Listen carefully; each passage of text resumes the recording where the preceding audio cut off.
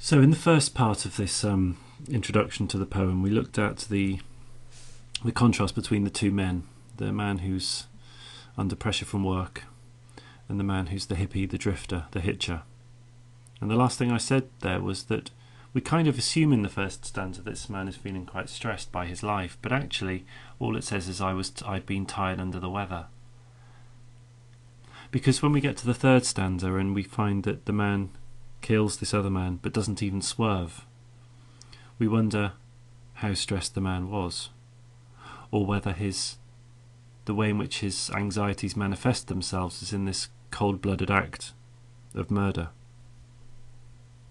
And if you look at the language there, I let him have it on the top road out of Harrogate. I let him have it seems like a strange term to use. It's kind of a euphemism. It masks the truth. It doesn't say I killed him, I murdered him, I beat him to death, I let him have it. We do notice that quite a bit in Armitage's poetry. He's very good at using what we call colloquial language, or the language of speech, and words and phrases that people use that somehow soften the ugly realities of life. So I dropped it into third and leant across to let him out. That's quite interesting, isn't it? I leant across to let him out, not to push him out, to let him out. It's as if he's got to his destination and he's saying goodbye to him. Again, it's another sort of euphemism. And saw him in the mirror bouncing off the curb, then disappearing down the verge. It's quite harsh, but there's something quite cold about it.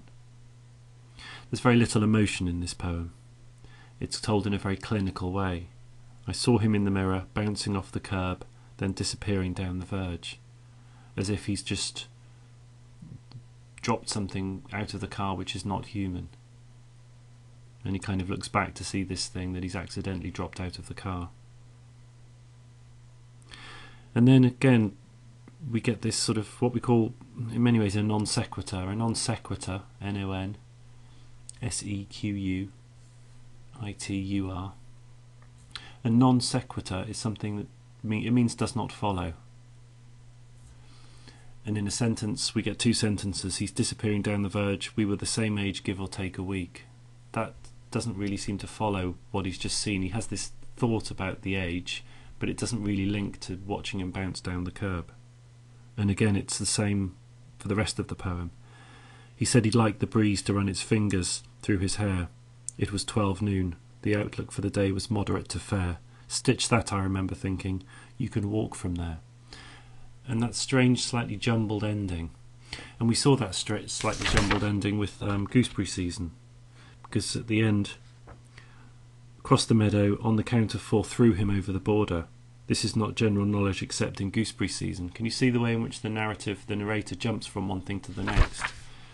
And this seems to suggest a rather disordered mind, a mind that finds it quite hard to stay on track. In many ways we seem to be presented in these two poems with men with sociopathic, psychopathic tendencies. But it's not glamorised, it's not made to seem anything other than really quite tragic. So let's just finish off and look at the end of this poem. We were the same age, give or take a week. He said he liked the breeze to run its fingers through his hair. It was 12 noon. The outlook for the day was moderate to fair. It's as if he's already distanced himself from any emotional contact with what he's just done. He's thinking about the weather. He's thinking about something the man said. He's thinking about the time. We feel a distance, we feel a movement away from the brutal reality. He's already stopped thinking about what happened, if he was thinking about it at all. And then there's last two lines. Stitch that, I remember thinking. You can walk from there. How can he walk? The man is dead. Or, if not dead, certainly very seriously injured, having been headbutted and beaten with a crook lock, a metal lock that you lock the steering wheel with on a car.